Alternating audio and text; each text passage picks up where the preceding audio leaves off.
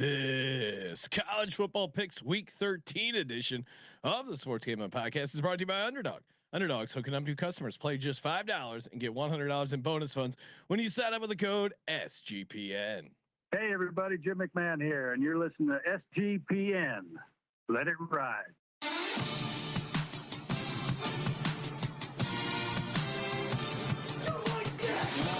Cox. He's one of those guys who will get penetration.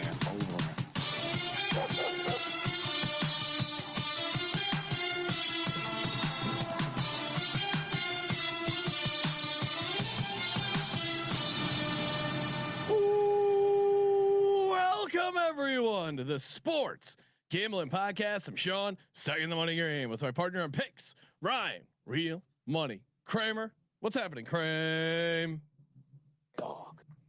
Hello, James Franklin. This is what a weird couple of weeks it's been to be a Hokies fan. Between the basketball showing up and being like, "Hey, might actually have a basketball team this year."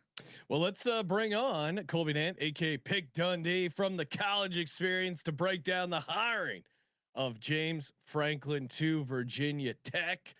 Colby, what do you make of this hire for the Hokies? I think it's outstanding. I think it's the best they could have possibly done. You know, I mean, short of unless they could get Chris Peterson or something, I think this is the best they could have done.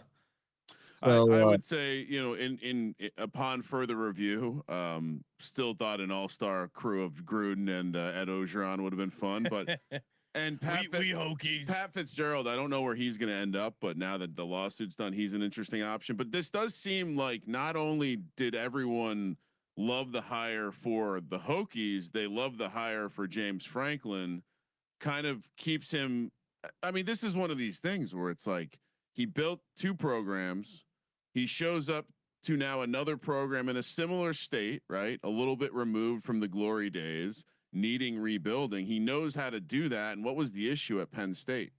He made the program too good to where the expectations were you're not good enough to run this program anymore. Yeah, he couldn't get over the hump. Meanwhile, Virginia Tech was saying we'd love that hump, the hump of getting into the college football playoff most years. I've said this, being in school from 2000 to 2004, and then, being as diehard as I've been traveling to away games, those next like 4 to 6 years, that was the peak of the program. And I saw I think it was the Cover 3 guys compared the winning percentage of James Franklin and Frank Beamer and said, "Hey, I think James Franklin can be Frank Beamer." And I think any Hokies fan would say, "Yeah, give me that."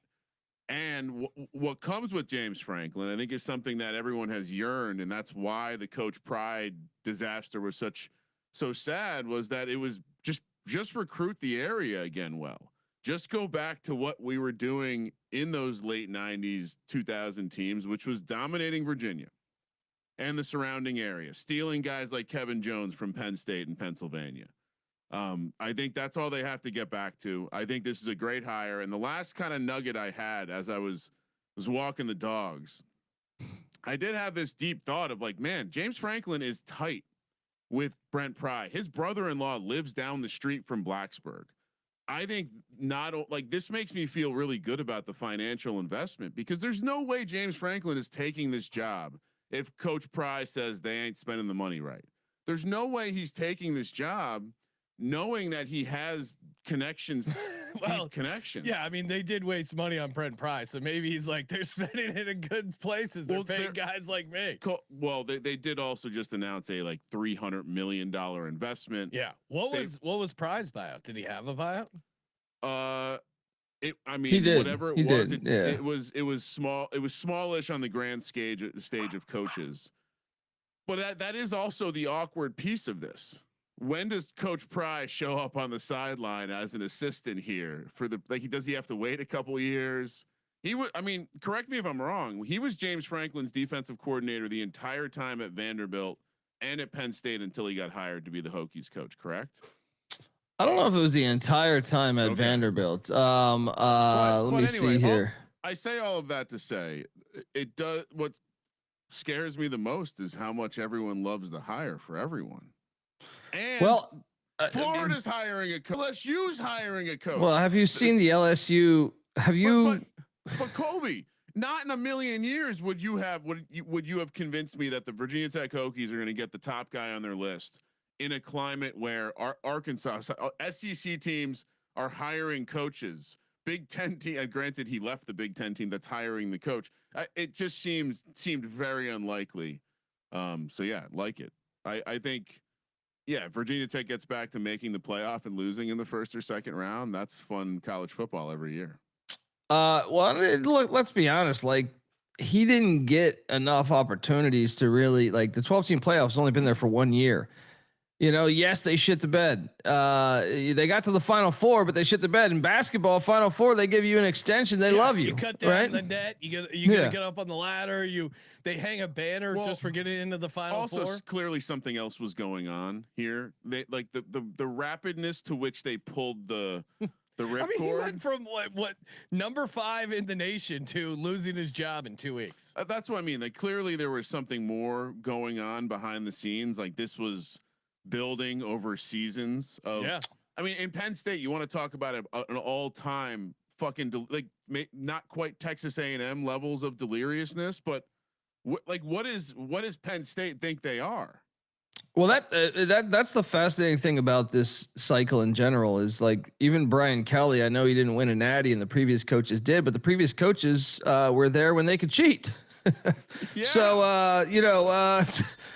like Brian, I actually think the top 2 open coaches, like I said, short of Chris Peterson coming back to college football or something of that magnitude, I think the best 2 coaches available are Franklin and Brian Kelly. So that are available. Like if Kiffin goes to Florida, that's different. But yeah, I think they hit a home run, and I'd sit there and look at LSU and Auburn and Florida and say, and Penn State and say, are you going to get anybody better than this guy? Because I don't think you can. And this is also back to Colby's prediction about how some of these SEC teams are going to turn into real doormats. Well, you know what a good way to do that is? Put your program through a blender of firing coach after coach, sinking a bunch of money into buyouts, and like really creating a stressful environment where that's not going to create winners. And again, it's back to like, what does your program think you are? And I think that's, honestly, one of the best things about being a Virginia Tech fan is they're never going to have that level of expectation, which probably maintains a healthier program all in all. Like back to that, if they can get back to what they were in the late 90s, early 2000s, that's awesome.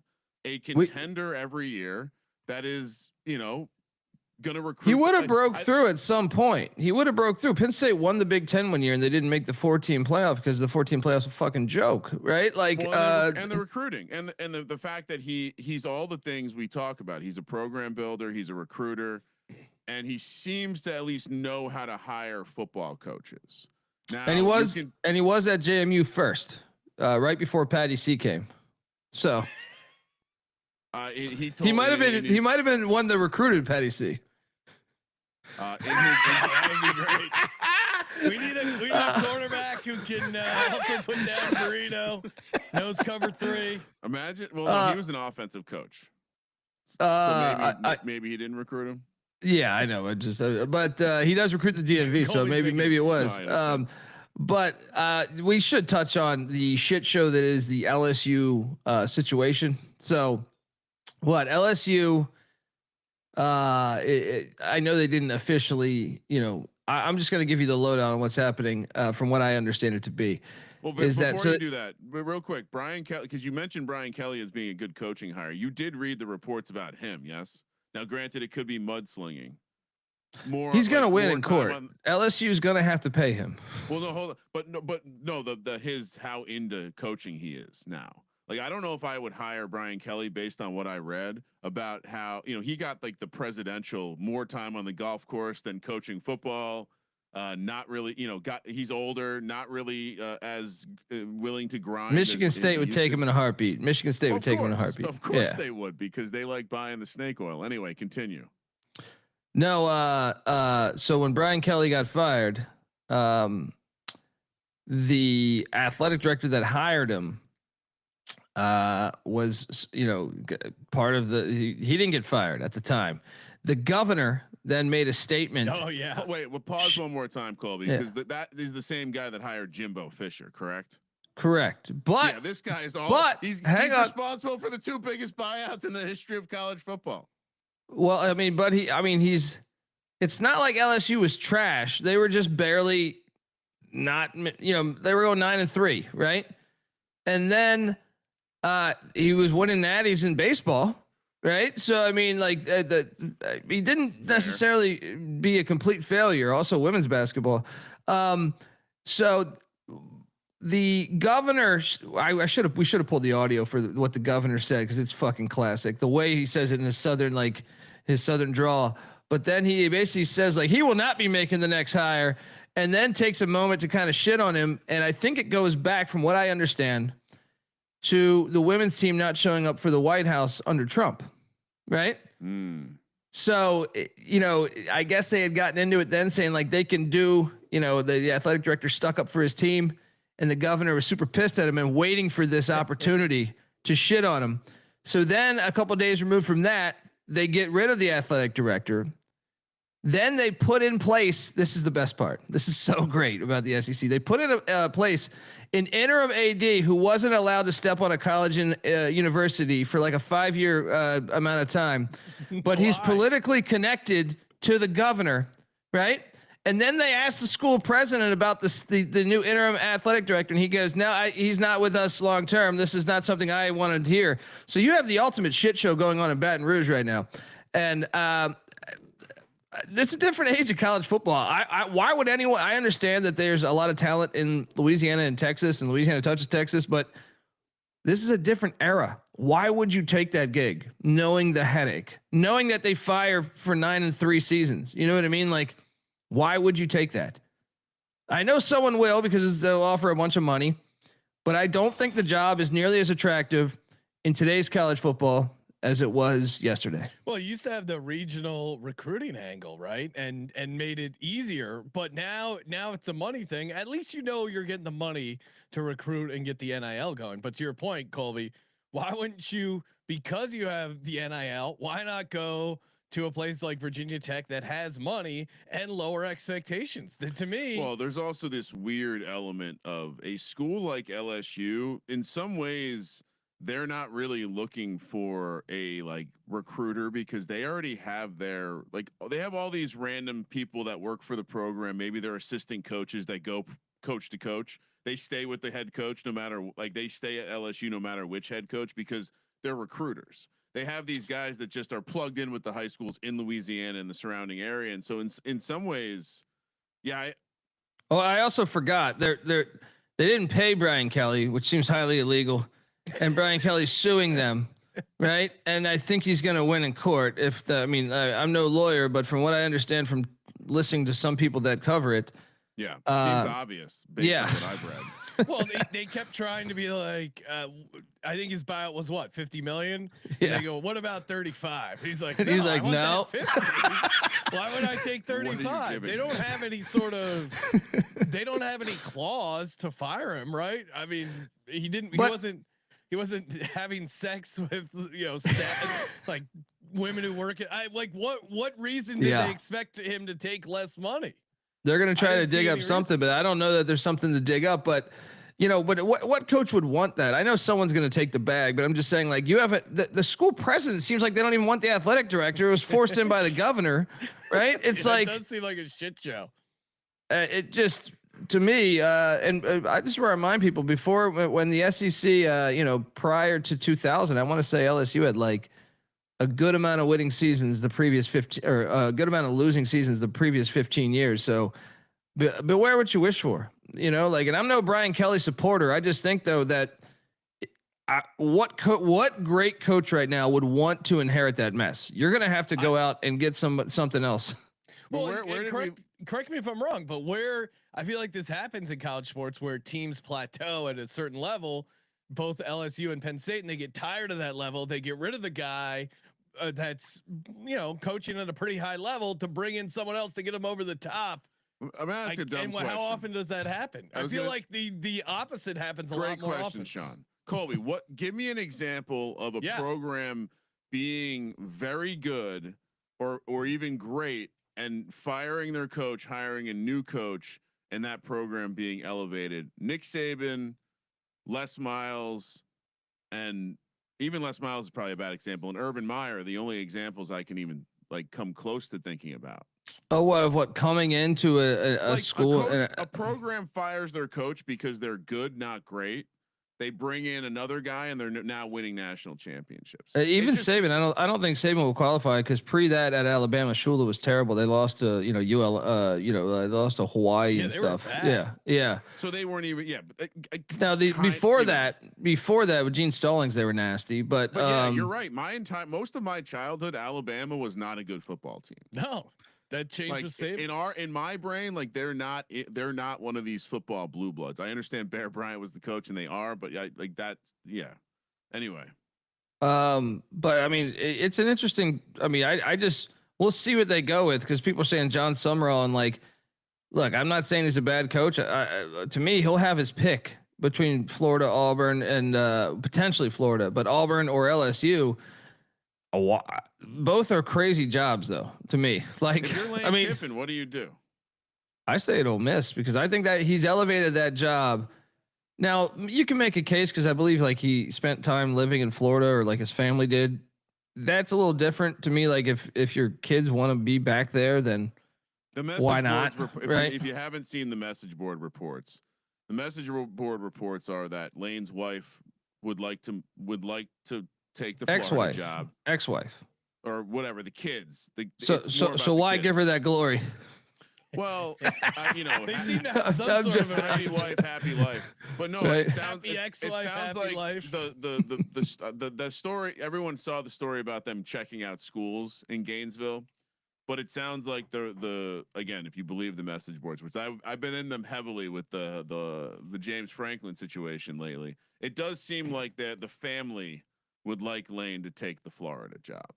And so, well, I mean, look, I get it. Florida also, when everything's going, it just seems like to me over the past few years, they had the Jaden Rashada incident where they couldn't pay the guy. Like their boosters are all over the place. I don't think they currently have a school president.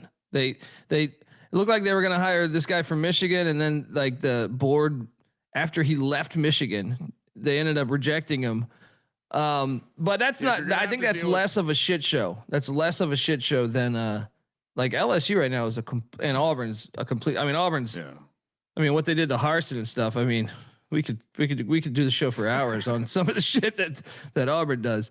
But should be fascinating to see. But great hire, man. Franklin, I think, is going to ignite Virginia Tech right away, and I think they'll be a playoff team. Great for the ACC. If you were one of these someone that wants the ACC to stay together, I think the recent push of their basketball coaches and some of the recent hirings in football, you're seeing Dickert at Wake Forest. You're seeing, some really good hires of late. I think could help really benefit the conference. Do you have any? Do you know of any fun people he's going to hire?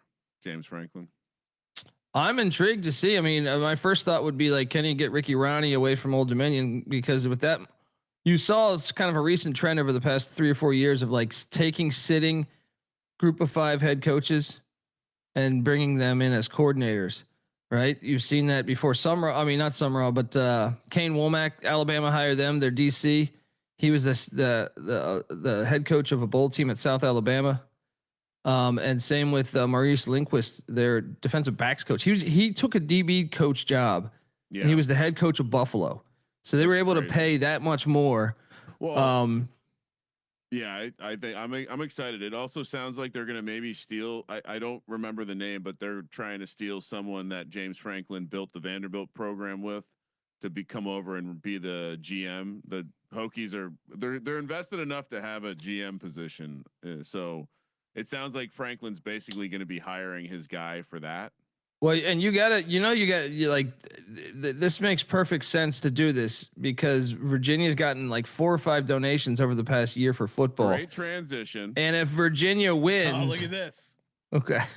Well, just real quick, some of our favorite friends of the program. Shout out to Chris Long, Greenlight. This is them UVA fans live from Charlottesville. Shout out to Nate. And shout out to Nate Collins reacting to the news of James Franklin being hired. encapsulates No! everything that's wrong. What happened? James Franklin to Virginia Tech. Fuck me. Oh my God. We gotta win it this year. We gotta win it this year. They're about to take all our recruits. Like, what the fuck? I like Chris Long's Like, what the expression is fuck, great. bro? Like, get out of here. Get out of here, dude. Encapsulates No! everything that's I What almost happened? feel I like we love might Nate. need to turn That's Nate also into a drop. Yeah. Well, we do have No. we do have That's this a as a drop, hold but on. Nate's no is a different kind of wrong. It's No! everything It's like soccer goal, no. but Yeah. no. Go! It's like when you But have that but extra back to drink. what the point here, and I think obviously they know that Virginia Tech's coming, but if Virginia can get to the playoffs, right, which would mean, I mean, they're pretty fucking close right now to playing in the ACC championship, and they could still make the ACC championship. I think even with a loss, if the right other teams lose, right, that money could heat up because Virginia's got pockets. We know that. That's why. I mean, we've been saying this forever. I think when they first said every school could pay, you know, NIL became a thing, and is that a lot of the Southern teams probably were, you know, I think they yes, they have more passionate fans, but I think long term you worry because a school like Virginia, there's a bunch of schools in the North and the Big Ten and stuff that have serious money. Like if they've already got a bunch of donations this past year, let them get to the playoffs. Even if they get blown out in the playoffs, I think that might ignite a lot more money out of Charlottesville saying, hey, we should continue to pursue this avenue. So it should be a fun little arms race there in the state of Virginia. The reality is all these schools have multi-billion-dollar endowments, and it's like, just, you know, pluck a little bit of that interest money, throw it at Shave a little sports. off the top. Well, it's like, it's your greatest marketing tool as a university right now. What's better than sports? Love sports. All right, we got a bunch of games to get to. Shout out to us. We got a holiday merch sale. Sport be very good to me. And what better way than the Sports Gambling Podcast Network? Promo code HOLIDAY, 25% off everything in the store. Not only the fun holiday stuff, the cocaine reindeer sweatshirts, great for an ugly sweater party, but the beanies, the hats, the hoodies, TCE gear, SGPN gear, bottom line bombs. I saw CJ in the chat there where get shout out to the C-Generates, Steffi Smalls gear. There's a bunch of great stuff in there, all 25% off, promo code HOLIDAY. And we're also brought to you by Novig. Who wants to pay Vig on these bets? Of course, no one. That's why you go to Novig, where you can get the best price in the world. Our buddy Scott, we were talking Thursday night props, and Scott is a guy. He is always is very sharp gambler there, sharp podcast host, and he was saying he loved the prices over on Novig. And of course, use our promo code SGPN. Get started today. Available in a bunch of states. Spend $5, get $50. And look, and they are also very good with the boosts. I'm looking at a 20% hockey parlay boost, 25% college basketball boost. Take some TCE picks, fire a boost. I know TCE has been killing it on some money line parlays. Imagine if you tied the 25% boost on top of it. Get started today. Promo code SGPN. So I learned something on Sunday, real quick before we get to the games, and I'm curious if Colby knew this. Colby, did you know that there is these fraudulent Charlotte University 49ers? Did you know that there is a hidden axe inside their logo? I did. How have we never talked about this? Oh, little miner's axe. Yeah. But we talk about this on the show all the time. They didn't actually have nothing to do with the gold rush. It's when the university almost went under, and they Tell that to them. Well, the funniest part is normally you switch to like a name like that when you, even though I disagree with it, when you were like the Indians before, right? Yeah. It's normally like you quickly switch to. It's like, no, you guys weren't even the Indians before. No, it was just like a bankruptcy. Yeah, and hold on, I get an opportunity right now to hey Parlay Ray. Parlay Ray hopped in our TCE database top 25 8 days ago. And he said the 12 team playoff is stupid. The 4 team, we have the 4 teams figured out. And you proceeded to tell me Alabama because, and I made the point then that it's crazy they lost to the team in 15th place in the ACC by double digits when they ran for over 250 yards against them. Right? You brought up, hey, Alabama is the top 4 team, cut and dry, 4-team playoffs, so much better than 12 team. And then Alabama went at home to an Oklahoma team that has sputtered some throughout the season, and you got fucking dominated. You had the lead for about 10 seconds at home. Curious your thoughts, buddy, on your 14 playoff. Wow. I thought Alabama was just a lock to get in there. Wow. I thought they were just, hey, yeah, they're just, let's put them in. They're for sure top 4 best team in the country, for sure, right? Despite the loss to someone in 15th place in the ACC. Right? Colby's rattled. Place in the fucking ACC. Anyway, Colby's a little rattled. Parlay Ray. Shout out to him. Parlay Ray, also great. I had Oklahoma money line. Dog. Parlay Ray, good name too, good handle, right? It is a good one. Ray is just a good gangster name. Like it's got that, like a lot of gang. Like I feel like whether it's Italian mob movies or any Ray sort Liotta. of any sort of gang, maybe like a vice cop. It's just a good name. So Parlay Ray, very very good name. All right, let's. We should talk football. I think that's what we're here to do. Well, I mean, but everyone knows, Colby, the best part of the show is the first 30 minutes when Sean just sits here and waits for us to talk football. That's what the DMs tell me. A lot of positive feedback on the first 30 minutes, which tells me that more questions than answers might have to be greenlit in the offseason. Good news too, Colby. Sean seems to be interested to participate, so maybe he'll. What? No, you got it's greenlit. It's greenlit. If you guys want to talk for 4 hours about aliens, ancient geometry. Colby, please tell me you're tracking 3-Eye Atlas. No, yeah, I got it right here. I got it in the physical form. Nice. And it's like kidney stones. So I got a little 3-Eye Atlas over here. All right, Thursday night. No, Friday night. Yeah.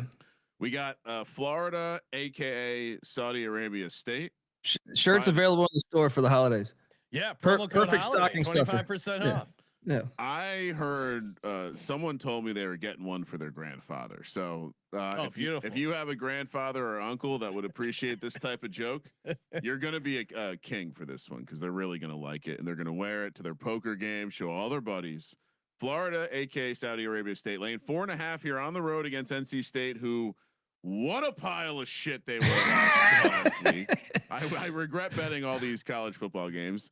NC State plus 160 on the money line. 61.5 is the total. This is a rock hard play situation for me because fuck NC State. What a no show. What a no show.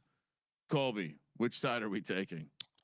I hate to admit this because that was ridiculous, but the Pussy Pack are still the play, guys. Yeah. Oh no. This is a bounce back opportunity for him. And more so, I don't want to lay points on the road with Saudi Arabia State. Is that a crazy take? It's a long plane trip. And we see this is actually when the Wolfpack will get up. Friday night, home dog, embarrassed last week, embarrassed to be on the money line round robin. Colby, we are taking Saudi Arabia State, right? We have to because I don't know what the fuck my camera's doing over here, but NC State. Yeah, no, we have to take NC State because this has been a house of horrors for Saudi Arabia going to Carter Finley. And look, to NC State, I know they looked awful last week. They're playing for a bowl game. And then when you add in the fact that at home, they've beaten Virginia, they've beaten Georgia Tech, right? So what's the 15th place team in the ACC? Probably going to give them a better game than those two. But no, I think NC State's a play. They have everything to play for. Florida State celebrated excessively. Do you see Antonio Cromartie shit on them? You know, Antonio Cromartie, former Florida State Seminole in the Bobby Bowden era. Well, the way that they were rejoicing and talking shit to Virginia Tech, Antonio Cromartie on his Twitter said, like, you guys just beat a Virginia Tech team that's fired its coach and you're celebrating like you won the Natty, you bums. Like yeah, that's the other thing. Fading Saudi Arabia State off this win against a defeated Virginia Tech program, and now you're going on the road laying points on a short week. No, thank you. NC State is the play. Virginia Tech's at the recruiting and transfer portal stage of their season already. The coach bump ended. we'll get one more against UVA where they will inevitably beat UVA as they typically do. And yeah, I mean, by the way, Florida State still behind the Hokies in the standings because of the extra loss. So yeah, I don't. Right, I'm pretty sure they're behind them still. Yeah. And No, I have the standings right here. You are accurate. The only teams behind Florida State are Syracuse and Boston College. So I mean, they beat one of Parlay Ray's top 4 teams to put in the playoffs by double digits. Right? The winner of this game will be eligible though. That is worth noting. That is. So I guess you're probably right. We Get have up to take, spot. we have to NC take State NC for State. everyone. Game number 2 on Friday night. So that's one Friday night, Sean. Late night kick here. 7:30 p.m. on the West Coast in Vegas. So we can't go to the game because we'll be doing a show. Hawaii's in town.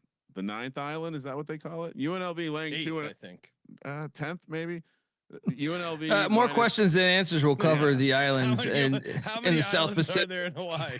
-2.5 for UNLV. -130 on the money line. Hawaii +110. 64.5 is the total. If you want a tale of an island in the South Pacific, the Pitcairn Islands, very unique. Know a lot about it. Maybe we'll have to do an episode on it sometime in the future, Colby. Clear and obvious spot to take the Rebels here. They're the luckiest team in the nation. Utah State just couldn't make a field goal to between that and the Clemson Louisville game last week. Man. No, I got to take Hawaii. They've been better eye test wise. They're going to have half that crowd, which is only like 50 people, but you versus you and TCE versus UNLV, I feel like it's been an all-time rivalry. It has been. I mean, look, and like they are the luckiest fucking team. Yeah, if you look at their advanced numbers, it's just all red. It's like, I mean, now maybe especially on the defensive side for UNLV, but 130th in the nation in defense, and they're sitting there with 2 losses. They have pulled. The game when they had 3 block punts, credit to them. Terrible adjustments by Wyoming. They just could not figure out how to block somebody. The Miami Ohio game they should have lost. Last week they should have lost. Utah State had multiple field goals and a chance to win this game, and they just in that filthy stadium too. I thought you were supposed to be able to kick in these fucking places. I'm taking Hawaii. I think they're the tougher team defensively. And I think they'll have half that crowd. And look, this is a gigantic game, guys, because the winner is probably going to have the inside track because San Diego State's currently in first place. San Diego State plays New Mexico, who's in 4th. I mean, you could see a scenario where San Diego State and Fresno State play the championship game, but you got to think the winner of this is going to still be right there. And if one of those teams mess up, they're going to be in the Mountain West Championship, providing they can win out. Yeah, this is tough because I do like Hawaii with the extra time to prepare coming to Vegas. I think it's a nice get up spot for him. I like Timmy Chang, like the program. Colby was right about them crushing San Diego State. I think that was a bad spot for San Diego State, but they did put up 38 points on the San Diego State defense. I will go Hawaii +2.5, but it feels dirty to be in Vegas fading the Rebels. Kramer, what are you doing? Before the season, I had a short encounter with a local radio guy when we were out for sign up weekend, and learned the weird note that Dan Mullen was hosting he doing a coach's show. Not weird, right? But he was doing a bunch of episodes of that show while driving around in Las Vegas, and I just mental noted that we all took the under on them this season. And the horseshoe's been squarely up their ass. It felt like it was up their ass last year, and it was due to regress this year, and they're still kind of getting by with it. I would not underestimate. Now we do have interesting note. Vegas is hosting the Formula 1 race this weekend, and so I thought, man, that could really hurt people traveling to Vegas because it's more expensive. So then I look into it. Nope. Per TickPick, I think that it was one of these ticketing sites. Hawaii expects to have greater than 50% of the crowd. And I fully expect to see a bunch of Hawaii fans when we are out at the Circa on Friday, Sean. Oh, maybe we can get maybe you doing the haka, Ryan. What you did play rugby. Yeah, that would be. I mean, I wouldn't be disrespectful like that, Sean. Please. Okay. But Hawaii is the play. Lock it up. Hawaii plus 2.5. Long way to say it. Although I will say there is nothing more intimidating than dudes doing the haka in your face when they look scary. You let dudes do a haka in your face? You don't really let it. You're kind of like watching it. You're watching it and making sure they're not. No, stop the haka. And you don't want them to take your soul. That's the goal. Just keep the soul inside your body. 9 a.m. on Saturday morning. Kramer's blowing. I was going to say, what's going on with my phone over there?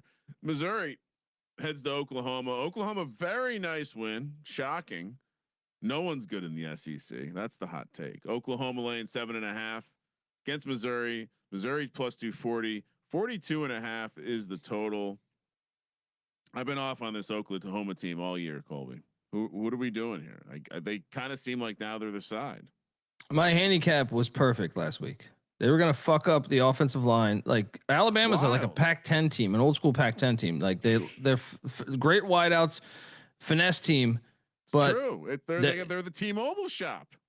But yeah. Cash Ryan mentioning the Office redesign. Well, it is soft. You know what's not soft? Mahogany, wood, the smell of old paper. This guy fucking has digital shit coming out. It just smells like LEDs in there. A lot of tablets, Microsoft Surface tablets. Yeah, nothing but silicon and fucking shitty operating systems. My favorite thing about last week's Oklahoma game that just makes me just hate people is like they're like, well, Alabama doubled them up in yardage. They doubled them up in yardage, right? They were the better team. You give Alabama the benefit of the doubt. If they played again, they would win because they doubled them up in yardage. No, they wouldn't. They got dominated on the fucking line of scrimmage. That was part of the fucking handicap, was that Ty Simpson is going to get roughed up, right? And then he's going to throw bad passes. They had a 90-yard pick six, right? Which we all like. I mean, I don't know what you guys did, but I'm saying I foresaw defensive touchdowns, defensive scores by Oklahoma. No, if they played again, I would take Oklahoma again. All right. This is interesting though, because but I hate that take. I hate we shouldn't penalize them too much because they doubled them up in yardage. Look, just anything to get people to think it was a good loss. That's all that is, right? Your media narrative bullshit is all accurate there. Cause it's like, yeah, great. I mean, imagine if you did that for the whole season. Hey, Broadway Joe barely beat Unitas. Well, you know what? If they played it again, Unitas would get them. You know what I mean? What the fuck are we talking about here? Yeah, that's the point spread argument. That's the whole they would be favored if they played next week. But I love how Colby's go-to references. Well, that's the greatest upset in Super Bowl history. You know what I mean? That's the greatest upset in Super Bowl history. So if they played it again, they would still be favored by 12. Sure, but. All right. The only thing that scares me off Oklahoma is do we think Oklahoma lets down after that big win against Alabama on the road? Do they look past Missouri?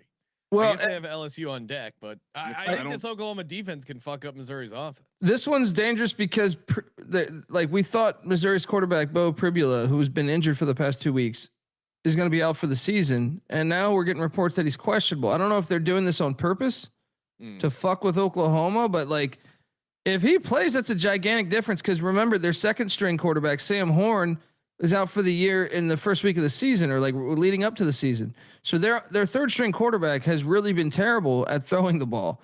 So, but if their starter is available and serviceable, it does change the handicap here. But we have to take Oklahoma, I think, just knowing that we don't know who the fuck's going to be playing quarterback. So per the internet, he warmed up last game. All right. I'll take Oklahoma. I am a little worried about the Gatorade dump. That's the only thing. No. What I'm saying is he was healthy enough to warm up. Okay. You know what? Then give me the points. Give me the points then. So that almost tells me they're calling him a game time decision. But if you're telling me he warmed up and this, This is So we think he goes now. Then we do like the dog. I can tell you this: All right, Missouri's here's the defense quote. is actually legit. Like Missouri's defense, Oklahoma's going to struggle to score on Missouri's defense. So like this is- getting a big number. He doesn't even need to throw the ball much. Like just in. I mean, he's not like a prolific passer, but he's so much better than the third string. It would be a gigantic help if they go play action or something, because their Missouri run game's good. I'll take the points, I guess, hoping that he plays. I mean, Oklahoma's offense is challenged at times. Yeah, Montier hasn't really looked. Okay, so here's the report. Per on 3, looked good and felt good in warmups before the. Who did they play last week? Vanderbilt? No, that's where he got injured. Anyway, whoever the game last week, he warmed up, looked good. Eyewitness account. They ruled him out anyway, and sources express optimism that he will start this weekend, even though he's a game time decision. All so right, give me the dog.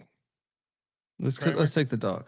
yeah, I'm with you. That little bit of reporting would indicate to me. Now the number opened 9.5 and has been bet down already to 7.5. So perhaps that's some reaction to that. And this is kind of the sandwich spot, man. Missouri's not. They're kind of like the team everyone forgets even is in the SEC, right? And they have LSU on deck. So you have Bama. You're going from Bama, then Mizzou, then LSU. Mizzou's the sleepy game there. For sure. Yeah, I like the angle, and I like the idea of maybe getting this quarterback back.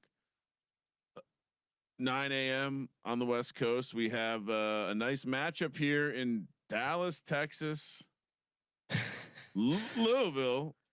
When there's a taking on- 90-yard pick six, it's a little bit different than just the whole game. If Colby is responding to CJ's comment on the screen for all of our audio listeners, Jesus. but CJ's pointing out Colby doesn't believe in total yards as an indicator. Good gravy. He moves the goalposts and throws them in the lake. I would say the river. He takes them down in the river. You Colby look does at like a good yardage handicap. What would you look at similar turnovers and stuff? You know what I mean? Like in Alabama was a walking turnover because Oklahoma's defense does that to everybody.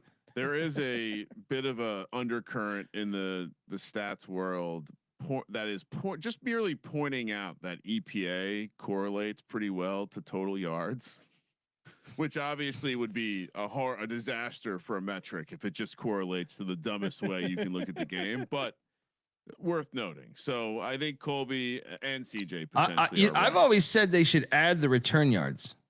So like if it's a pick six, add the 90-yard return to the offense.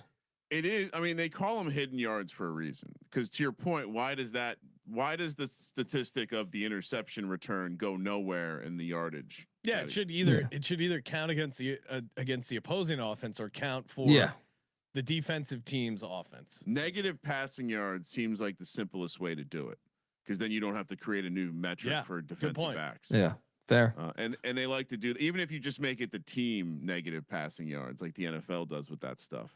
Anyway, Louisville, SMU laying 3.5, -150 on the money line. Louisville plus 130, 53.5 is the total. Where are we at with Miller Moss, Colby?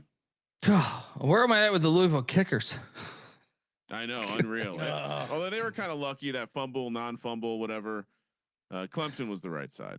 What are you talking about? They missed a fucking extra point. If they made the extra point in the first quarter, that game's in overtime. Clemson's right side my ass. I'm just saying. Right? How many field goals did he miss? It was two different kickers. They tried two different kickers. I think the right side was Clemson. I don't stand by that. I don't stand by that. I'm pretty sure the right side was Clemson. Anyway, what are we doing here, Colby? So what? So obviously SMU, I think, controls their own fate here. I can't recall the ACC's tiebreaker compared to the other conferences as far as strength of record on the outside here, or if they go with points. Some conferences do, point deficit. But if they win this and then at Cal next week, they're going to be tied for first place potentially, or in first place. So, but Louisville, I'm trying to think, is there a path still for the Cards? I think there might actually still technically be a path. They just need everybody to lose. But But I'd just take Braum as a dog all day here. I think Louisville gets it done. I love Braum as a dog. Braum as a favorite's where I get concerned. So the fact that they blew that game, and I also just think Louisville's been a better team this year all year. Yeah. I mean, I know they've have 3 losses. 2 of those were in overtime. I think their roster is better than SMU's roster currently. So give me Louisville. Yeah. 3.5 feels high for this game. You look at the advanced stuff.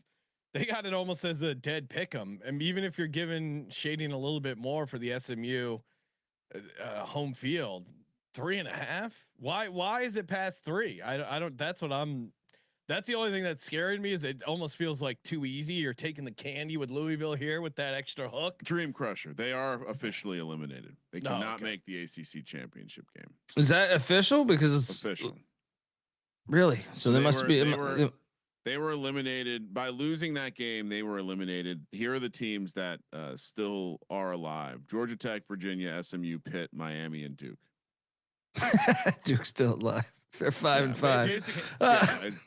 So I will take Louisville plus 3.5, but I'm a little worried about the Dream Crusher angle, and it feels like the 3.5 they're trying to get you to take Louisville, but this should be a close game. So SMU's scenario involves them obviously winning out. So this is a huge game for SMU.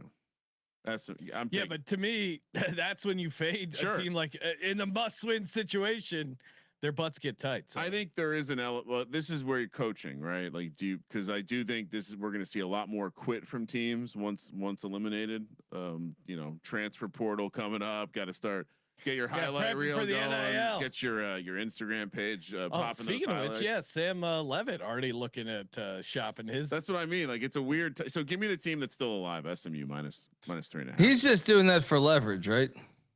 I think so. Yeah. This is it is. But I don't know why can't we wait to have that conversation after the season's over? I think we need to solve that problem. Yeah, I mean, they're still alive. Starting to solve that problem in terms of the transfer portal windows, but we just got to there can't be a transfer portal while teams are playing. You can't. But go ahead. I don't even think it's that. I think like you have a lot of agents that aren't qualified agents. So you have like your Uncle Billy. Your Uncle Billy's sitting there saying, "Well, he needs more money next year." I just think of my Uncle Danny. If he was a college football agent, that would not go well in the transfer portal. Yeah, I mean, also just it is hard to think long term, big picture, but too often, I mean, I see it with the kids in the youth sports. The second something isn't going your way, all right, let's go find another team that we can get our way. Everyone is so soft because of it. 10 a.m. on the West Coast. Washington State heads all the way across the country to play the Dukes of James Madison in Harrisonburg, Virginia. Minus 13.5 for JMU. Minus 750 on the money line. My God, how the Cougars have fallen. They're plus 470 dogs against JMU. How embarrassing. 42.5 is the total. Colby always gets mad when I make fun of JMU. Well, no, I think Jimmy Rogers, the new coach of Washington State, he came in from South Dakota State and they struggled for whatever reason. Their quarterback, I think he maybe violated team rules or something the first couple of weeks. So he didn't play. He wasn't even he was deep on the depth chart, which had me really confused. But if you look at what they've done recently, I think they've kind of turned a corner. Now I know that when they've hit the road the last 3 times, they've lost 3 times. But look at all very close games though. Yeah, I mean losing at Oregon State, that's not a great loss, but they only lost by 2 to Virginia at Virginia on the East Coast there. Not exactly a lit environment. But they lost to Ole Miss by 3 at Ole Miss. They beat Colorado State. Not a good Colorado State team this year. Right, but Ole Miss? Sure, no, yeah. I think the Cougs keep this close. I love the idea of fading a JMU team with crazy expectations. So yeah, give me Washington State. And I think that the talks of why am I drawing a blank on the JMU head coach right now from Holy Cross? I'm drawing a blank on the JMU head coach, but it's okay, Colby. There's talk that he could be Penn State or UCLA's next head coach. So that could be distracting. JMU is still in position. Now, I don't think the committee will do this, but if everyone beats themselves up in the AAC and in the Mountain West, and they go 11-1, there's still a shot. Bob There's still a Chesney. shot. Bob Chesney, country singer. There we go. So there's still a shot if they go 11-1. I don't expect them to be in the playoffs, but if everyone else loses, if Tulane loses at Temple and ECU loses to UTSA and North Texas trips up against Temple as well, then JMU might be in by default. Yeah, I think you have to understand that. Also, this is a program that had Signetti, so they would understand the idea of a curb stomping a team to help your chances. I'm laying the points. Sorry, Cougs. Colby, what are you doing? I'll take the points. Though. This is a JMU 10-point win. Oh, okay. I like that. Trying to thread a needle. Classic Colby. Although I like to do the same thing on Tally site. Full disclosure. It's just a sharp way to game the system. I don't know if you noticed, Colby. I've been in the top 10 college basketball and college football experts the last couple weeks. No big deal. Not trying to brag. Just pointing out I have figured out how to game the system. 11 a.m. on the West Coast. We're heading to Missoula, Montana for a game. I'm little shocked we're talking about Montana State -1.5. Wow, on the road here against Montana. -125 for the favorite, -102 for the dog. We have no dog in this game. 59.5 is the total. I see Colby went to his goatsy collection for the Montana State variation this week. Great bear. I mean, Montana is the best bear mascot logo. That's a bear you don't fuck in with. sports. No, you don't. If you're not aware, Sean, you don't want to ever mess with a grizzly Oh bear. no. Yeah. You remember that great documentary where that fucking loser was like sitting there like petting the bears after remember it was Grizzly a Grizzly man. Remember his claim to fame? We shouldn't laugh. Wasn't he the second guy? He was supposed to be Kramer in Seinfeld or something. He came. Really I think it was something like that. It sounds familiar. All-time sitcom role. He was second. Almost got it, and then he ends up getting eaten alive. True? Timothy. I love like 12 hours before he gets eaten alive. Okay. He's Timothy Treadwell. He was almost Woody Boyd in Cheers. Oh, that's what it was. Which, what an interesting left turn. Because while it's sad that he ends up getting eaten by the Bears, is that sad? I beg to differ. I beg to differ. He wanted to be a bear, but he wasn't a bear. He was a human. Yeah. This was Darwinism. Yeah. I mean, if you haven't seen the documentary, it's like 6 hours before he dies, and he's petting this bear's head, right? It was sitting on like a riverbank, and he's like, the salmon haven't swayed. These bears haven't eaten 24 days. Well, they ate that night. That night, and it was fantastic. Are the Bears going to eat on Saturday? On Saturday, look, the fact that Montana State has they've won 6 of 8 against Montana, but some of that was pre Bobby Hawk, who was he's the winningest coach in the Big Sky, but he won a natty with Montana back in the 2000s. He's been back there at the helm. I'm taking the home team here, especially knowing the Bobcats stuck it to him 34-11 last year. And you look at this Montana team this year; they're the veteran bunch. All right, Ayat. If to any sick college football fans out there, they might remember. I believe that's either his dad or his uncle that played quarterback for Montana in the late '90s, early 2000s. Ayat, though, family lineage at the quarterback spot, and then Eli Gilman's a stud running back. So I think the fact they got embarrassed a year ago, and now the veteran team is Montana. I'm going with the Grizz. Yeah, Colby sounds like he's like going to break a piece of wood. He's like, hi-ya. Yeah. To me, it's pretty simple. Home dog in a rivalry game, Brawl the Wild, and the revenge factor. That's all I need. Someone just call me Patty. Patty C over there. Kramer, we can barely hear you. I don't understand. I'm convinced that some people are listening on like a transistor radio. They're complaining about the mix of the audio, saying that Pick Dundee is loud AF and can barely hear Sean and Patty. So Patty, can you double check the audio? I don't understand. Yeah, first of all, feels like the meanest thing someone said to me in a long time. You do like Chipotle? No, I don't. No, I don't. That's the okay. first thing that separates me and Patty C. All right, so we're all on Montana. We're all on Montana. Me, plus the Patty, points. and Colby all on Montana. ECU. You do like to brag about your college No, I athletics don't. days. That's absolutely untrue. Playing untrue. for D1 program, right? Right, Patty? No, I don't. It wasn't a D1 program when he was. You there. did request a can crusher so he could store more empty beer cans in the recycling bin. Best Patty C story was him telling us that the issue with the office was we didn't have a can crusher, couldn't fit all his beer cans in the trash. I think ulterior motives. I think he was thinking he could take all those cans and turn it in for some money. Yeah. All right. And get more beers. You think it was a money situation? All right. Moving along.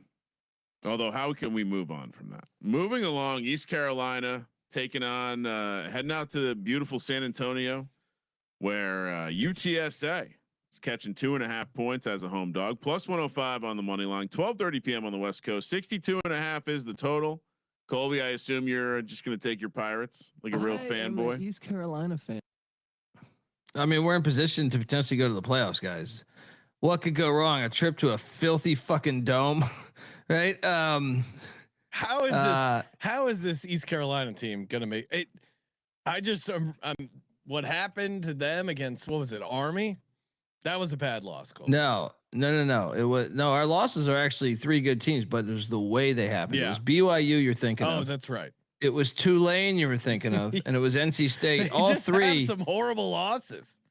Yeah, but look, all 3 of those teams are like in the mix for the playoffs right now. It's a wild college. I mean, football season. not NC State, but they're a bowl team, and they're beating playoff teams.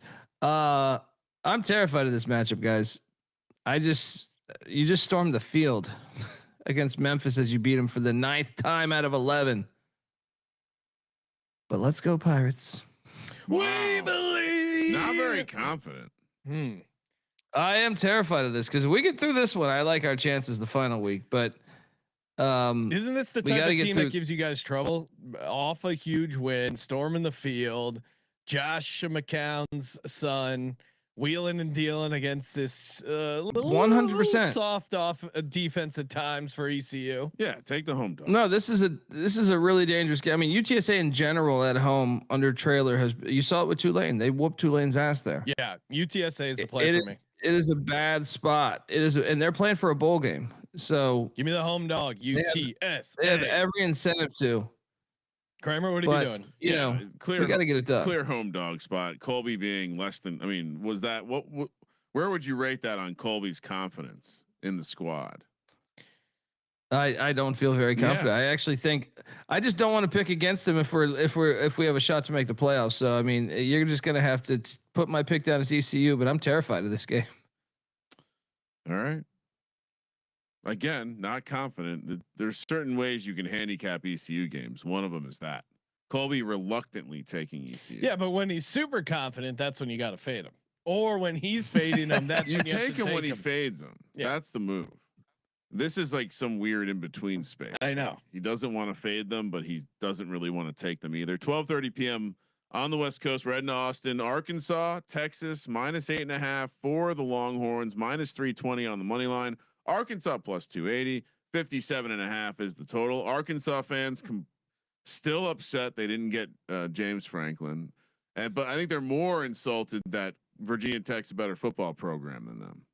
So with that, Colby. Wow, trash talking. I didn't know I was in a rivalry with Arkansas. I didn't realize that, but there was a lot of slander thrown out there by Arkansas fans at the level of insult to their program that they would be considered a lower program than Virginia Tech. Obviously, James Franklin's not going to go to Blacksburg. Fuck off. Pig suey. But he will show up at a Walmart and support the Arkansas program. Right, that's fair. This game is hilarious. This is so. I mean, Arkansas is like the best 2-8 team in the country. So let me get this straight. They have a 6-point loss at Ole Miss when they were at their like 30-yard line driving and they fumbled the ball. A 1-point loss to Memphis where they were lining up. They were one play away from lining up for like a 20-yard field goal to win. A 3-point loss at Tennessee, who's still in the playoff mix. A 3-point loss to A&M, who they say might be the best team in the country. A 3-point loss to Mississippi State, and a 1-point loss to LSU at LSU. Guys, I'm going back in. This is Road Rash's Face's moment. Give me the Razorbacks and the points. Yeah, they just keep losing in heartbreaking fashion. How can you not think this will happen once again? They'll probably be down 8, get the touchdown, and then go for the 2-point and fuck it up. That would be my prediction. They're going to lose exactly by 2 points on a horrible play call on a 2-point conversion. I'm calling it now. They just lose in heartbreaking fashion or some crazy miss kick. But I think it's going to be a missed 2-point conversion will cost them the game. Or even better, they're down 7 and Petrino decides to roll the dice and go for 2 on the road, not playing for overtime, trying to take out Texas in Texas. Yeah, that's not a guy who's ever played for overtime in his life. I think. I mean, also just inherently with Franklin taking the job in Blacksburg, Petrino's odds to get the job have gone up. One guy out of the way, certainly. I'll join you guys and we'll take the dog here. I also think Texas is starting to get some weird national media attention as a look at they're not actually a bad team. You know who's on deck for Texas? Yes, Texas A&M. Oh yeah, come on. Which per Texas, undefeated Texas. I was A&M. going to say per Texas fans, that's the biggest rivalry. Bigger than the Oklahoma rivalry. Per Texas fans, not per me. Horns down. Duke. Hopefully the SEC commissioner doesn't come after me for that horns down comment. Duke. I mean, considering what happens in the SEC, for them to be worried about people saying horns down, what are we talking? Please bleep that out, Kramer. There are so many. No, I'm not going to bleep it out. So far, we're only bleeping one thing out from college shows this season, and I won't even say it. I don't want to bleep. Cause any bleep. I did. Someone reached out and said, what are you guys bleeping? I would say if you can't figure it out, CFL gambling podcast, right? Yep. No, that's fine. We like that. Congratulations to who won the Grey Cup. I gave it away. Saskatchewan Roughriders. All right. Shout out to the Roughriders. Yeah, let's go. DMX was always a real one. Duke laying 6.5 against North Carolina. Rivalry game. -250 on the money line. 51.5 is the total. North Carolina as a +210 dog is so obvious here. Belichick not interested at all in an NFL job. Bill, fuck off. Jordan is running your existence right now, but this is the game they win. Obviously, Colby. What did Belichick say at his press conference? His first words were "beat Duke." Belichick is a walking coaching meme at this point. He is tarnishing his. I don't know. I mean, am I crazy? I think the defense has kind of turned it around in the second half. I'm about to say, I thought 4 of the past 5 games they've actually looked all right. Last week they lost to a Wake team that probably should be in the ACC championship. I'm talking about what he's saying. I'm talking about the way he's acting. He's treating opposing coaches like assholes. Why does everyone have a problem with that? Because you're not. Because it's a sign that you're not at all being humble to the situation. You came in with a bravado. I saw him do that with Eric Mangini. Yeah, I mean, I get it. You can be into that. I just think it's one of those things where it's like anything else. When you're a coach that is a fucking asshole and hateable, it's easy to hate you when you're losing. So they're gonna win this game though, because that's what happens in the ACC. No, I'm gonna take Duke here. This is what we're rooting for, Sean. I want Duke to win out and make the ACC championship and play Georgia Tech because they should have beat Georgia Tech the first time. Then they make the playoffs and everyone's just irate that a fucking 7-5 team. Well, I guess at that point they'd be 8-5 is in the playoffs. And then they're capable of upsetting some of these teams. They're just a weird team. They have a lot of talent, but they're fucking weird. They're defensively, they've been dinged up with the turnovers and stuff. They've burned me. I've won some money with them.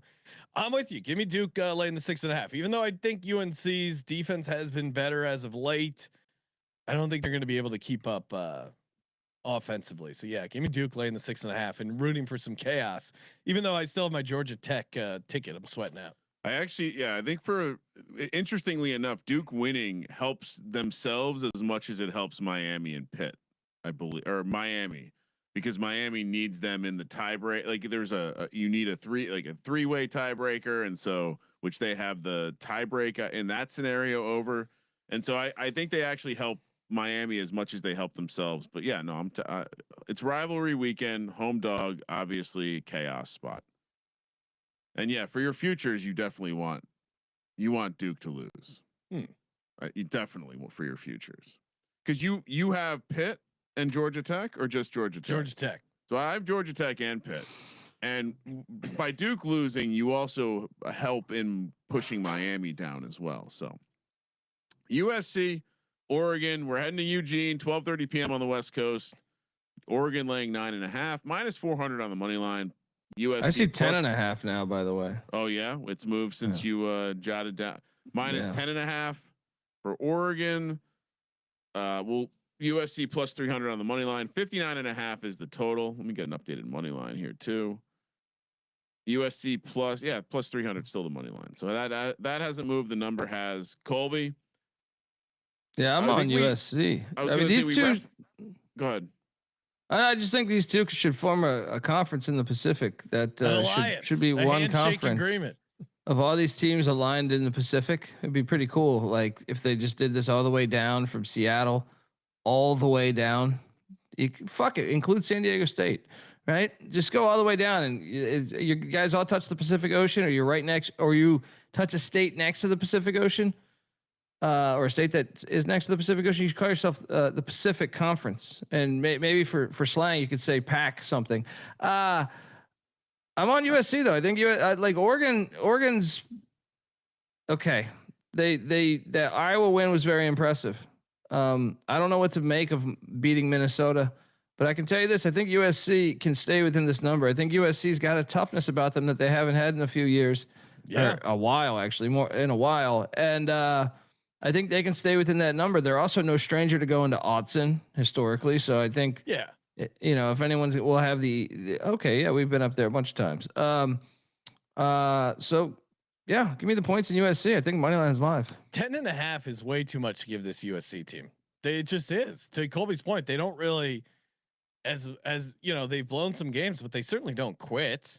I just don't see a world where they don't hang around in this game, and they got down against, and Nebraska was up on them. They came back and won. Even that Notre Dame game, they were in it till the end. So yeah, give me USC +10.5. Way too high. Is Lincoln Riley being like, he's not going anywhere, right? I think the speculation was before, and we were talking about this in June, is if Texas Tech somehow if they underachieved, they would get rid of McGuire. And because Cody Campbell played at Texas Tech under Mike Leach when they had Lincoln Riley, that maybe he would go for Lincoln Riley and just outbid it. But I don't think you can fire Joey McGuire. And based on Cody Campbell's tweets, he's not going anywhere. So, meaning McGuire. So yeah, I think he's safe. I don't know why. Where else would he go?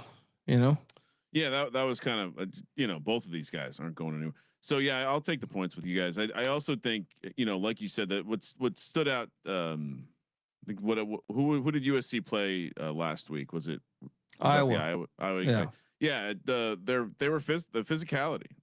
Something you don't always see. You get Rex Ryan on the defense. It's only a matter of time. It's true. I'm sorry, Rob Ryan.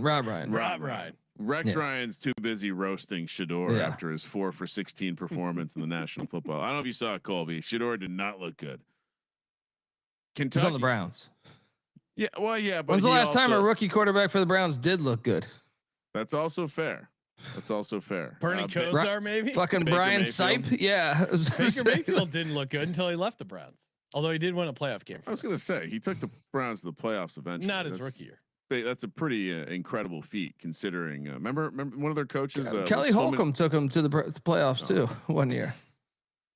Aren't Cleveland soon moving inside, right? Isn't that the latest? Cleveland Browns going to build a dome, Colby. I don't know if you've commented on that yet. Kentucky. Well, I mean, the franchise died. We had a funeral. You guys didn't come to that either.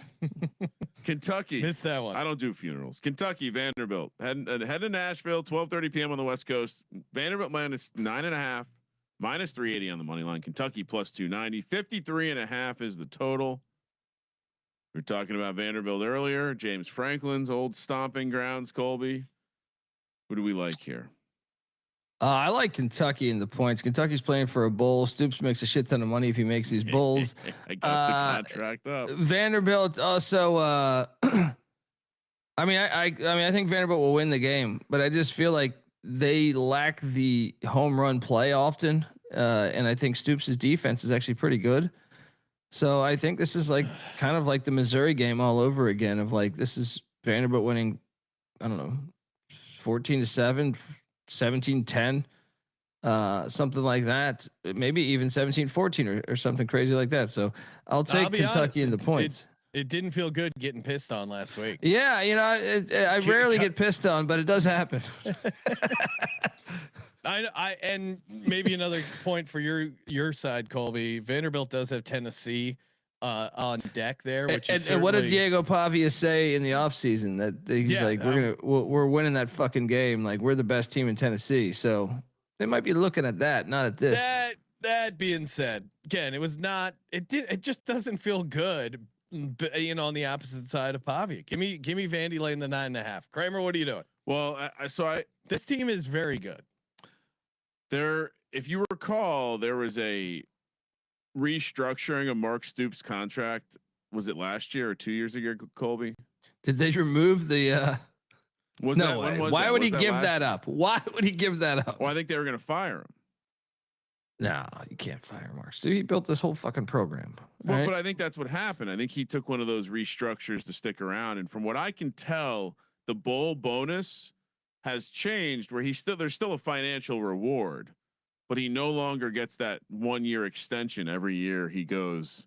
Oh, okay. But is he still making he gets like $1 million or something? He gets $1 million. Well, it's $800K. It looks okay. Up to $800K. I'm guessing that's for college football playoffs, so maybe less. But what he used to have was if he won 7 games, he got a 1 year extension.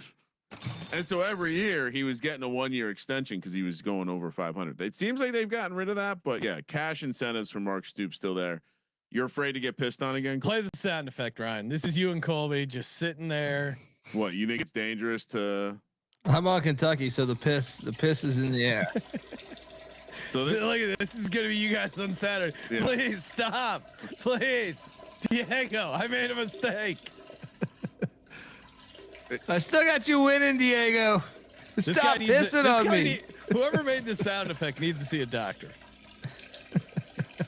It's incredibly. He took this audio from Naked Gun.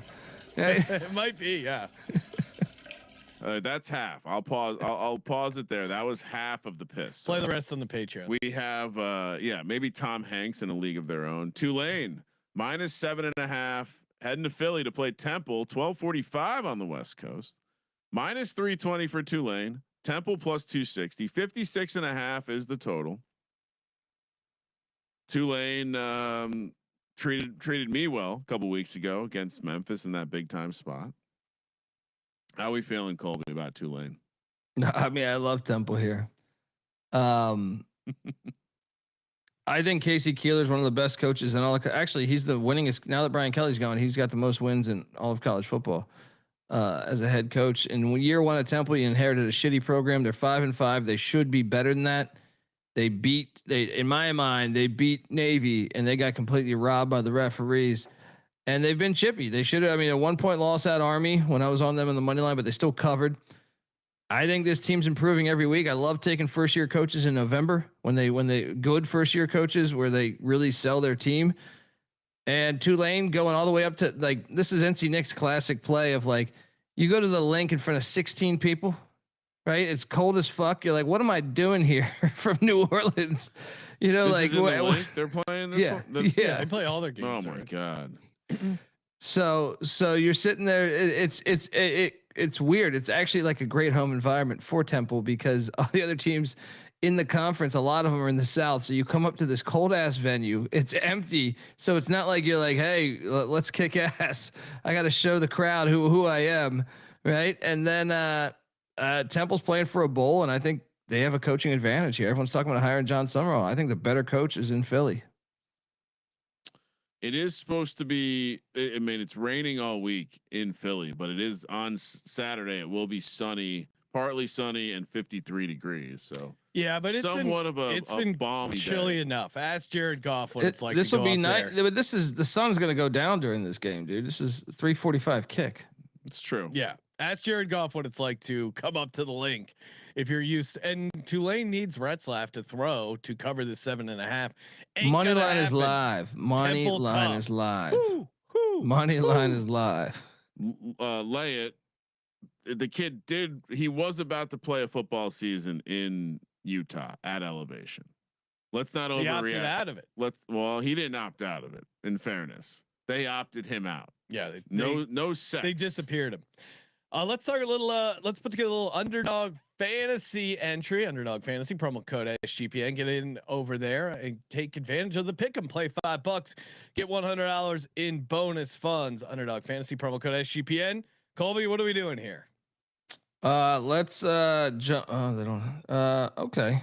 Yeah, let's go to this. You know, Baylor's defense is terrible. And Arizona 7-win team. Noah Fafita higher than 240.5 passing yards. Okay, very reasonable. That's a standard play for Colby. No, and Baylor's defense is so bad too. I mean, no, like this is a good spot. Yeah. Seems like a low number.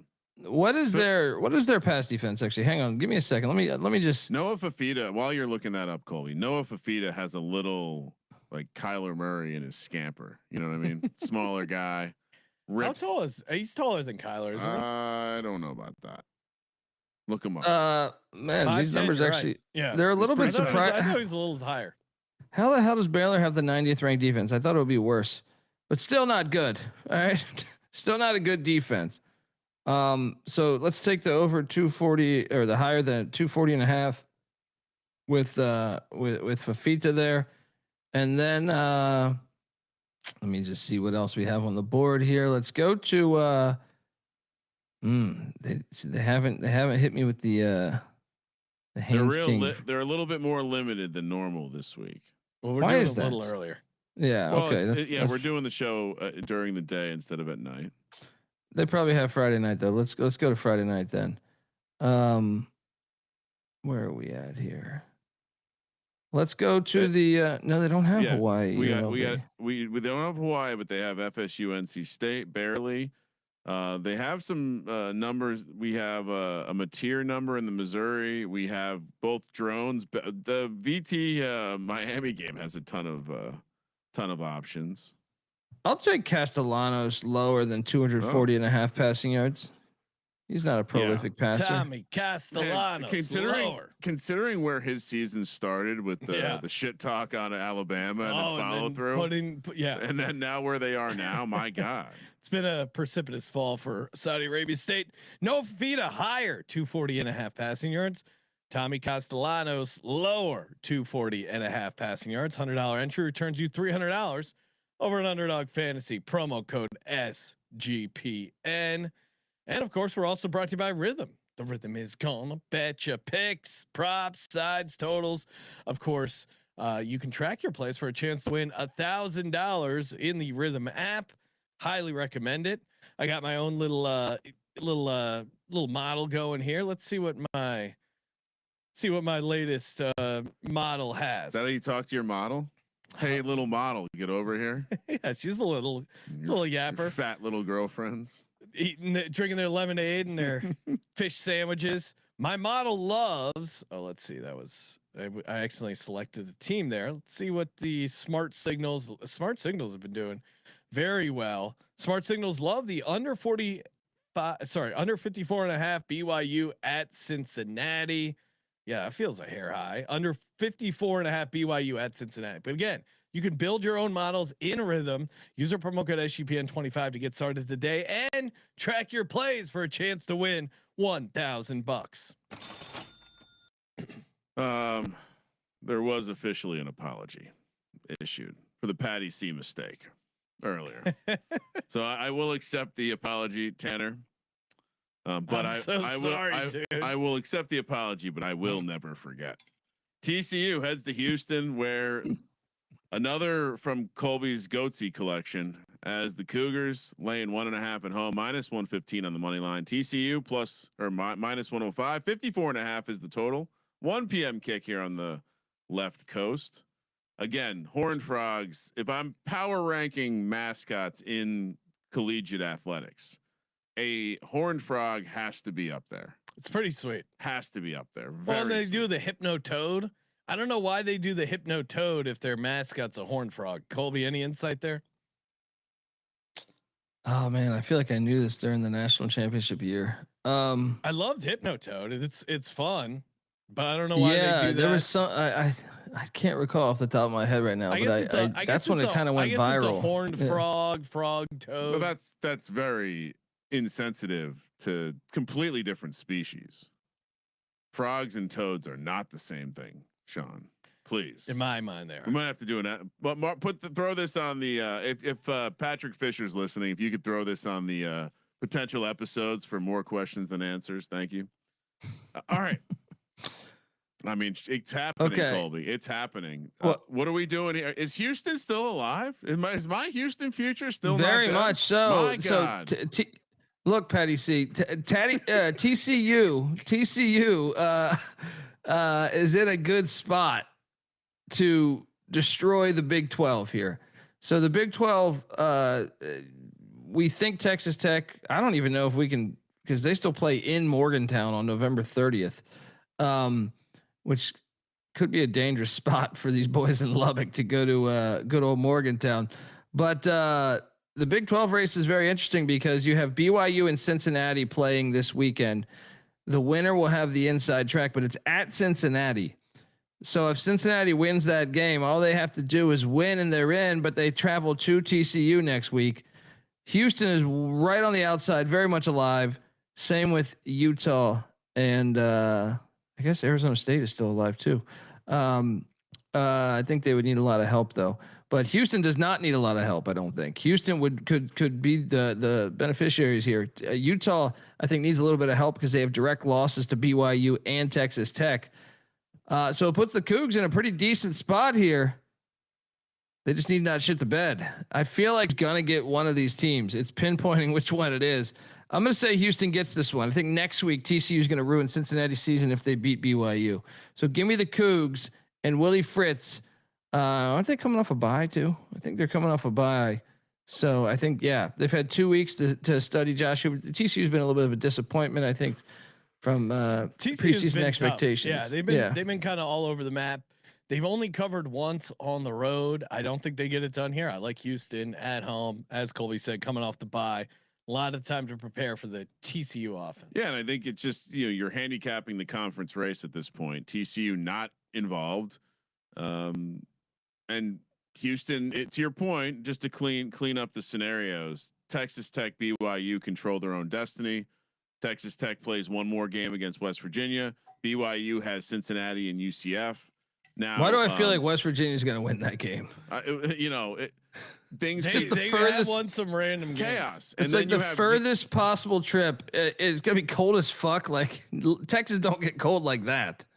You then have all 4 2-loss teams: Utah having Kansas State and Kansas, Houston having TCU and Baylor, Cincinnati having BYU and TCU, and Arizona State having Colorado and Arizona. You could the Cincinnati game, obviously that's a huge one for what you said earlier, but a lot of these other remaining schedules look like they could go undefeated. Chaos with everyone having 2 losses certainly would be fun. As someone who has a Texas Tech future, I'd prefer if maybe they don't participate in the chaos and they just, ho hum, beat West Virginia. Let's get in that championship game. I'm on Houston again. They're still there. My future's alive, as Colby would say. Let's go. TCU's is dead. Next up, Kansas State, Utah staying in the Big 12. Just talking about those tie-breaking scenarios. One of these teams in, one of these teams not in. Salt Lake City plays host to the game. Utah laying 17.5, minus 1,000 on the money line. Kansas State plus 600. 1 p.m. on the West Coast. 52.5 is the total. This might be a dumb question. When's the last time Kansas State came to Utah? Never. Yeah. Is that never? So for the slide actually saying first is accurate. Nice work there. I love fading. You should have put 2025. I love fading a team making their debut in Rice Eccles, but 17.5 is wild. It's really high for a team that I don't think's good, but I'm going to take Utah. Maybe it's super high for a reason. Colby, what are you doing? I'll take the points. K-State's played for a bowl game, but I mean, you would think I was expecting. I just feel like the second half they're going to get grinded. They're going to get the shit kicked out. You're probably right. I hate fading Rice Eccles fading Rice Eccles. But I'm thinking like 31-14. I get the cover here, 31-16, something like that. But yeah, I mean, K-State has been a complete disappointment, but they are playing for a bowl game. But I do worry about the state of that locker room because you got Dylan Edwards already transferring. I feel like Avery Johnson's probably going to be next. Once one guy transfers from a program, you kind of have to put them in a situation where you really have to feel good about them to take them. Sean points out that this is a great quit atmosphere. You're at elevation. Yeah, it's easy to stop playing when it's cold and the air is thin. My daughter has submitted a number of college applications, including one to Utah. So I have to observe the fact that they could be joining my fandom. Couple of Utes. So, them keeping their postseason hopes alive. I like it. Smash it. Big number, but. Yeah, I started the season as a Ute fan. I kind of lost my way a little bit there. I'm back. Pittsburgh, Georgia Tech in Atlanta. Where are they playing this one, Colby? Oh, this is Bobby Dodd. Okay, this is good. Yeah. 4 p.m. on the West Coast, so night game. True night. Colby. No soup for you. Georgia Tech laying 2.5 here at home, minus 130 on the money line. Pittsburgh plus 110. 62.5 is the total. Touched on it earlier with the scenarios in the ACC. Georgia Tech just needs to win this game. And by the way, speaking of Pitt, I saw that McAfee was doing a weird I'm a Pittsburgh guy, Pitt Panthers, and then he went to West Virginia though. I wanted to kind of get an update from Mac on a West Virginia grad saying a nice thing about the city of Pittsburgh and the university there. You saw Bob Huggins in that video. Did you see that? Yeah, I did. Very, very excellent. I don't know if Sean's but no, I didn't. What is he reaching the? Was he driving? They have him starting up his car with the breathalyzer. He was in the Pitt basketball hype video. Jeff Capel and stuff. Really? Yeah, just to stick it to West Virginia for firing him unjustly, he says. Unjustly. Yeah. So Georgia Tech wins this game. They're in the ACC championship game. Let's go. The scenario for Pitt involves winning this game as well. So it very much an eliminator game. Pitt loses, they're done. Well, I feel dumb for back in Pitt last week when they told us they don't care about this game. That probably should have been the red flag there. They clearly showed that. Narduzzi, what the fuck? But Narduzzi is a home dog. That being said, I've liked this Georgia Tech team. They sweated. They almost got upset against Boston College. What's up, Trevor? But that's the type of game where you look past them. Oh shit, we're going to lose this game. You still win it. That to me is a good sign. I'm taking Georgia Tech late in the short number here. Going to keep riding out this Georgia Tech ticket. Let's go. So I have Georgia Tech at 10-1. I have Pitt at 40-1. I think I'd rather have the Georgia Tech ticket survive. They feel like they have a much better chance of actually winning the championship game. Lay it. Colby, what do you do? Narduzzi on the road here. No, thank you. I'm on Pitt, guys. Georgia Tech's got Georgia on deck. But they can't look past this game. You're insane, Colby. I think Pitt has a top 10 rush defense. I I think they can give them Against QB rush though.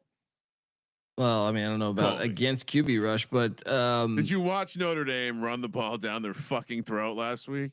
I did, and Yeah. Narduzzi was waving the white flag. I said, "Yeah, this is an irrelevant game," which surprised me. But I also watched Boston College have a lead on Georgia Tech with 30 seconds left, or 50 seconds, whatever that was. Yeah, Right? that was classic look ahead to this game. Colby, blink twice if you're all right. All right, Give me the Pitt Panthers. Give me those Pitt Panthers to get it done. But yeah, Georgia Tech can still make it with 2 losses, by the way. yeah. Jeff Capel and Narduzzi remain to be in the mostly fade bucket. Tennessee, Florida, heading to Gainesville shortly. I mean, like I said, the Kiffins were out there checking out schools. Tennessee laying 4.5, minus 195 on the money line. Florida plus 165. 57.5 is the total. What was that? You can't bet Tennessee. They haven't won at the Swamp since like fucking like George Bush Sr. Like I feel like it's been a long time. It's been like it's been I think 2001 maybe if I had to guess off the top of my head. Seems impossible considering they've been on the same side of the SEC all those years.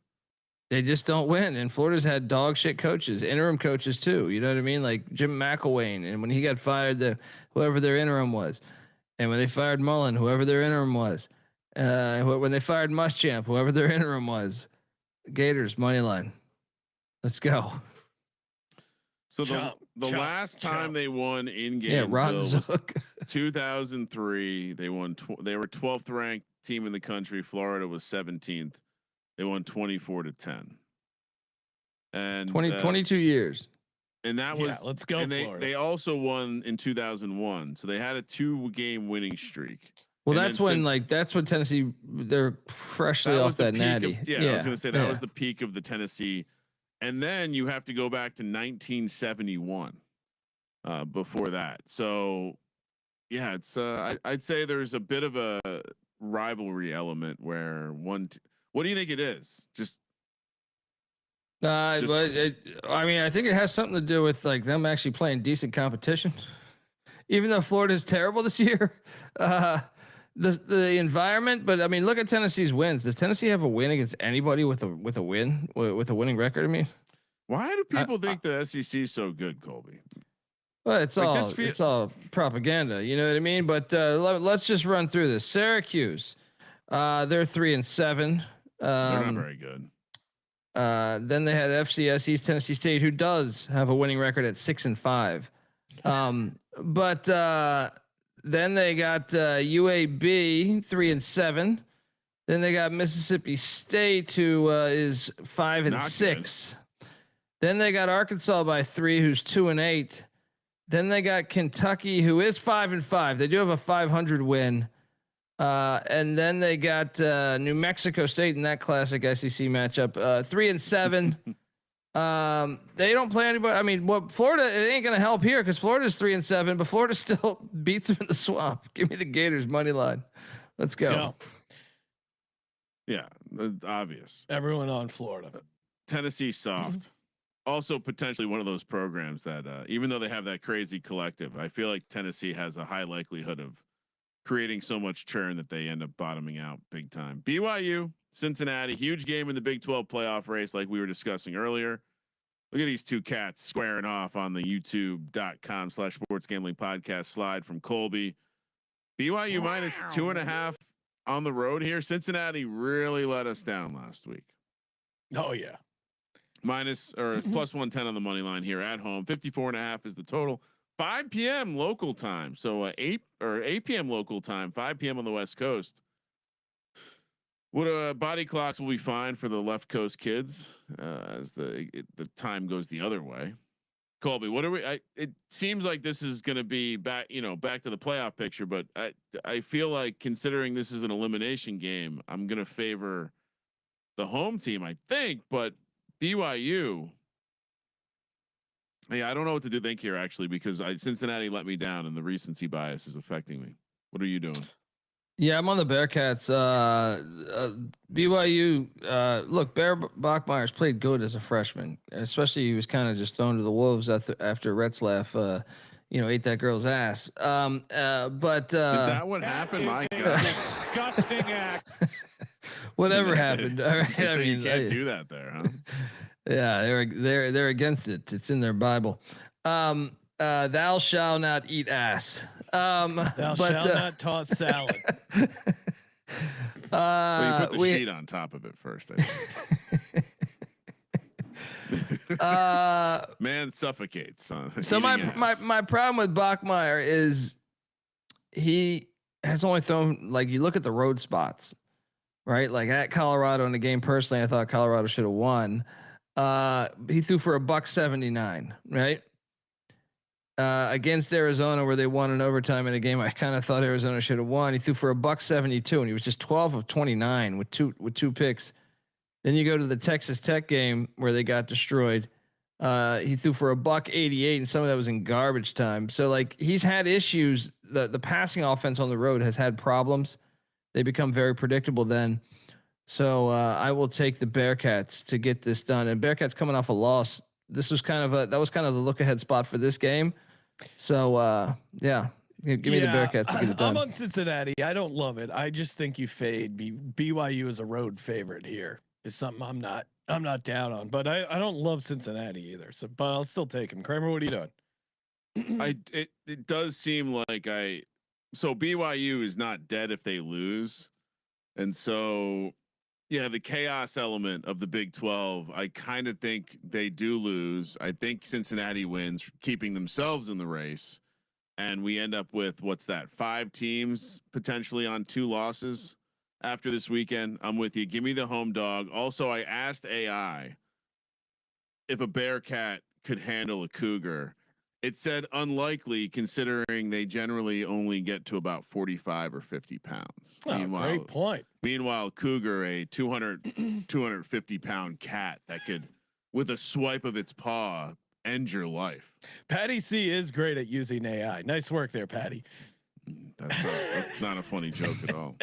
All right, let's get to our lock, dog, and tease and contest picks. Shout out to our fellow contest players, Mac in the Box. We did not have a good week in our contest. Hopefully they had a good week. I'm sure they were happy.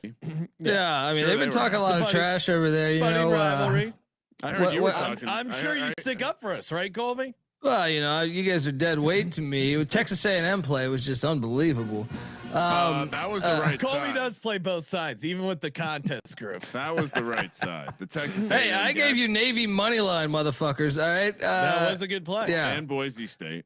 Let's not forget Boise State. Oh, that should have hit.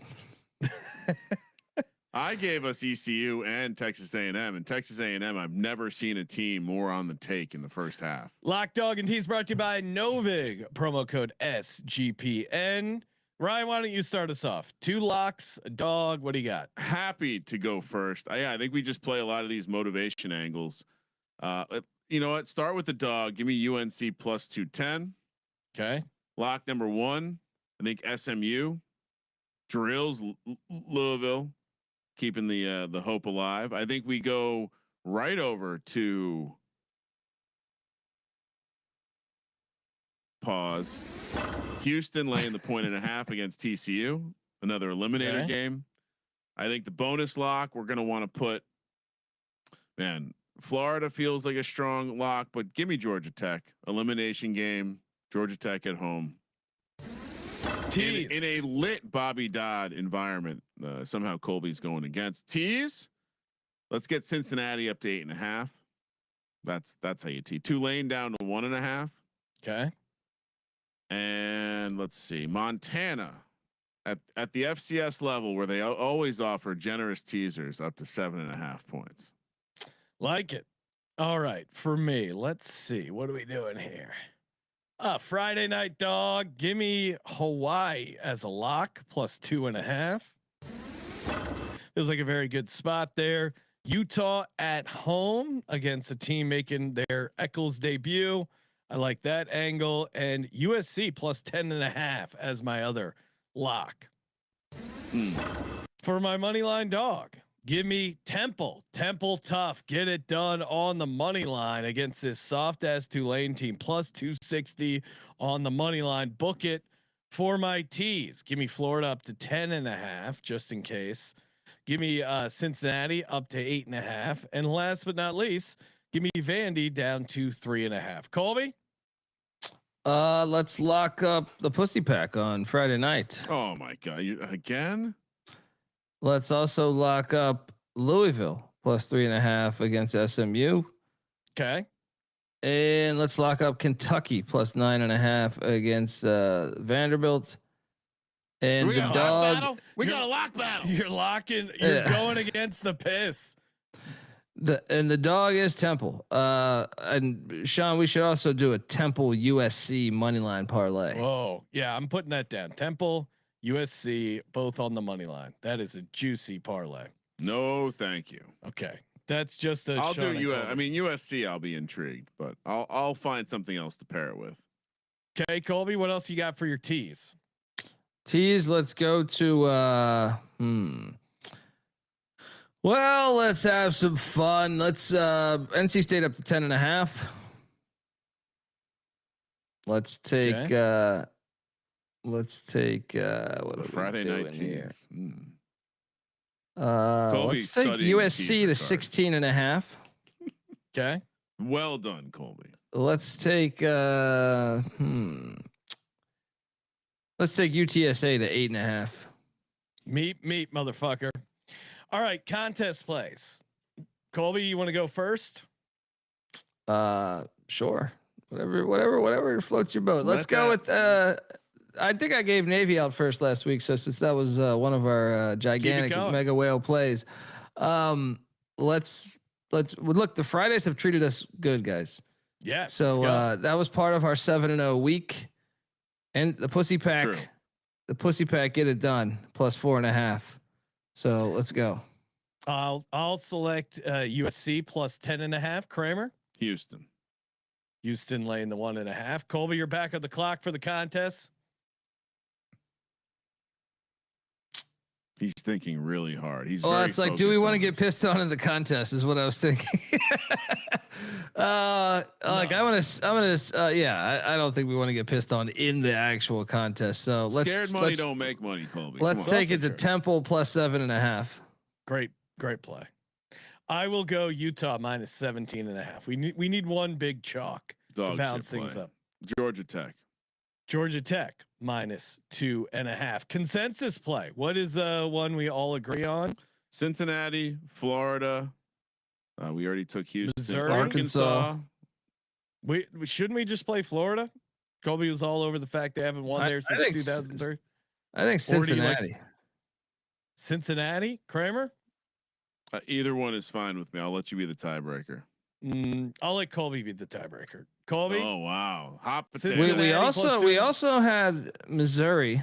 Missouri. I kind of those three, I like Missouri the best. Let's take Missouri. Let's go. All right, they were close to being a lock. Well, we got the quarterback news. Well, this number is going to close like 4. Right? Sharps. So NC State plus 4.5, USC plus 10.5, Houston minus 1.5, Temple plus 7.5, Utah minus 17.5, Georgia Tech minus 2.5, Missouri plus 7.5.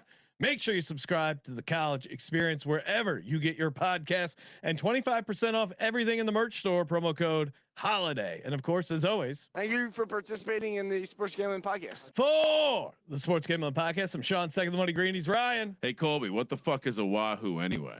Kramer. Let it ride. I'm wet.